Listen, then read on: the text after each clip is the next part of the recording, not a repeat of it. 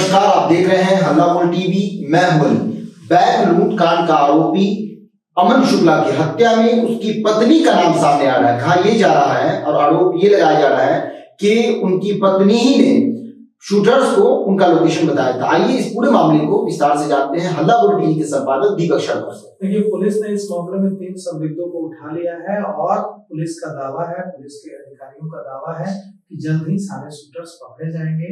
अमन Shukla bank लूट कांड का आरोपी था, बेऊर जेल में कई सालों तक रह चुका था और अब बेऊर जेल से बाहर आकर अपनी सिक्योरिटी एजेंसी चलाता था। बाउंसर्स देने का काम, उपलब्ध कराने का काम करता था, बाउंसर सप्लाई करता था।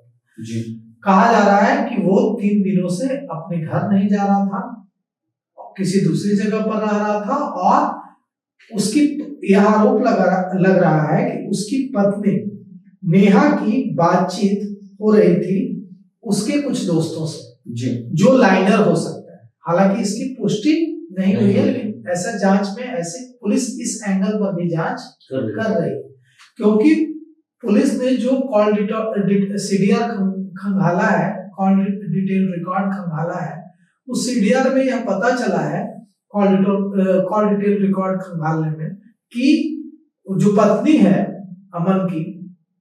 अमन शुक्ला की, नेहा, उसकी बात अमन के एक साथी से लगातार हो रही थी, जो और अमन को शुक्ला को कुछ दिनों पहले बेऊर जेल से धमकी मिली थी। और यह भी कहा जा रहा है कि देखिए, दोनों अमन शुक्ला की हत्या और चंदन मिश्रा की जो पारस हॉस्पिटल में हत्या हुई थी, दोनों में काफी समानता है। उसको भी हत्या से पहले, चंदन मिश्रा को भी हत्या से पहले धमकी मिली थी, अमन शुक्ला को भी हत्या से पहले धमकी मिली। और यह कहा जा रहा है कि दोनों में जो तरीका है हत्या का वो बहुत सिमिलर है।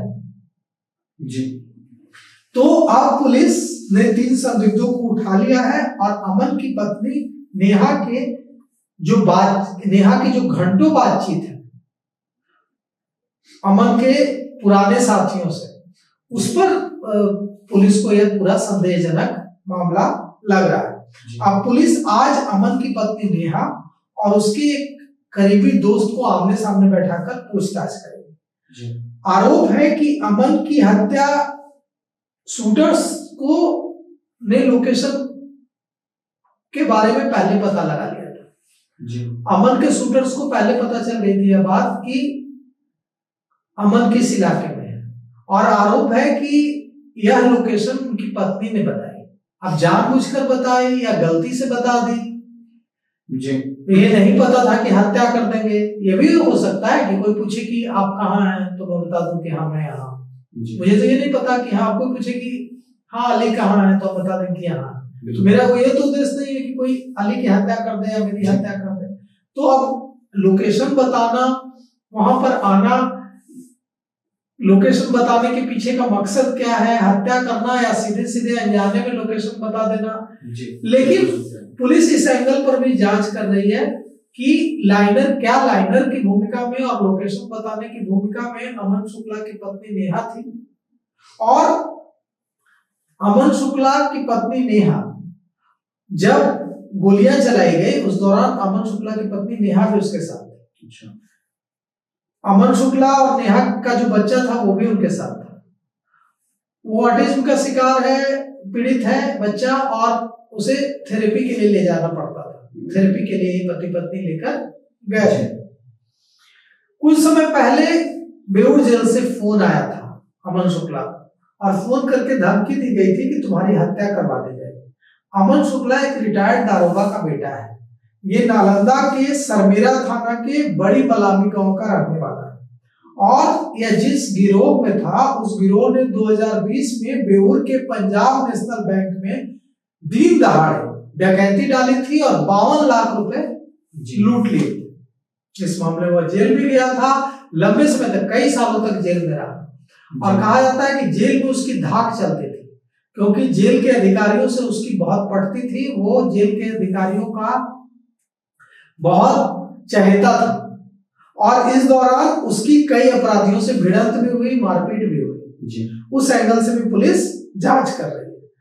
यह भी पता लगाने की कोशिश कर रही है कि क्या यह मामला प्रेम प्रसंग का है। पुलिस इस एंगल से भी जांच कर रही है, क्योंकि पुलिस ने अमन शुक्ला की वाइफ नेहा का कॉल रिकॉर्ड्स खंगाला है, सीडीआर खंगाला है, और उसमें कई सारी जानकारी निकलकर सामने आई है। यह भी जानकारी निकलकर सामने आई है कि उसकी पत्नी से, जो नेहा है अमन शुक्ला की पत्नी, उसकी बातचीत होती थी अमन के कुछ दोस्तों से, और एक जो दोस्त है उससे तो काफी लंबी बातचीत होती थी। जब अमन शुक्ला जेल गया था तो उस दौरान उसकी पत्नी नेहा, ये जो जिससे उसकी लंबी बातचीत होती थी, उसके संपर्क में थी। अब पुलिस जो है इस मामले को लेकर पूछताछ करने जा रही है, और दोनों को, जिससे बातचीत होती थी और उसकी पत्नी को, दोनों को आमने सामने बैठाकर पूछताछ करने जा रही है। लेकिन पुलिस को यह भी पता चला है कि अमन शुक्ला गेसिंग के धंधे में संलिप्त, और गेसिंग के धंधे में वो एक्टिव था, तो गेसिंग के धंधे से जुड़ा विवाद भी उसकी मौत की वजह हो सकता है। सीसीटीवी फुटेज भी आया है जिसमें कैसे अमन शुक्ला जा रहा है, पीछे से अपराधी आते हैं और उसकी बाइक को ओवरटेक करते हैं, और उसके बाद उसको गोलियां मारते हैं। 3 गोली चलाते हैं, जिसमें 2 गोली अमन शुक्ला को लगती है। और यह जो पटना के एसएसपी कार्तिकेय शर्मा ने पत्रकारों को बताया है कि हत्या के मास्टरमाइंड की पहचान हो गई है। ये जो मामला निकलकर सामने आ रहा है, पुरानी रंजिश और प्रेम प्रसंग के का एंगल इसमें निकलकर सामने आ रहा है, और पुलिस को कई सारी जानकारियां मिली हैं। उसकी पत्नी से पूछताछ हो रही है। पिछले 3 दिनों से अमन शुक्ला घर नहीं जा रहा था, तो पटना के एसएसपी कार्तिकेय शर्मा ने पत्रकारों को बताया है कि पत्नी से पूछताछ चल रही है, और जल्द ही मास्टरमाइंड पकड़ा चल जाएगा। मास्टरमाइंड की पहचान हो गई।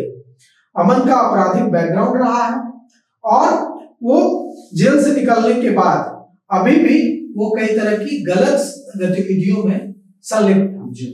अब सवाल ये उठता है कि ये जो गैंगवार है, जैसे चंदन मिश्रा की हत्या हुई गैंगवार, और जिस तरह से अमन शुक्ला की हत्या हुई गैंगवार, अब गैंगवार में हुई या प्रेम प्रसंग में हुई या क्या हुई, लेकिन अभी तक जो बात आ रही है वो यही आ रही है कि गैंगवार या प्रेम प्रसंग अफेयर। तो इस तरह से अपराधियों का, आप ये भी कह सकते हैं कि अपराधी मारे जा रहे हैं, तो यह तो अच्छा है कि अपराधी मारे जा रहे हैं, आपस में लड़के मर जा रहे हैं। लेकिन एक स्वस्थ समाज में इसे अच्छा नहीं माना जाता कि गैंगवार हो सड़क पर, हॉस्पिटल में जैसे चंदन मिश्रा के मामले में गोलियां चली, सड़क पर फिर गोली चल रही है। तो इसे, ये जो है एक अच्छे समाज के लिए ये ठीक नहीं है कि गैंगवार हो, क्योंकि मान लीजिए वहां पे कोई दूसरा व्यक्ति होता, उसकी भी जान जा सकती है। तो अपराधी तो ये नहीं देखते हैं, उनको लगता है कि ये व्यक्ति ने मुझे देख लिया, उसको भी गोली, ये काम पुलिस का है, बिल्कुल अपराधियों का है। तो गैंगवार कहीं से सही नहीं है, भले इसमें अपराधी मरते हैं, लेकिन इससे समाज में दहशत का माहौल तो जरूर होता है। तो गैंगवार रोकने की दिशा में जरूर पहल होनी चाहिए कि इस तरह से गैंगवार से क्या होता है, दहशत बसती है। तो सुना आपने इस पूरे मामले को लेकर आपकी क्या राय है? फिर राय कमेंट्स बॉक्स में जरूर दें। तो फिलहाल इस पेशकश में इतना ही। नायक की खबरों के लिए बने रहे हल्ला वर्ल्ड टीवी के साथ। धन्यवाद।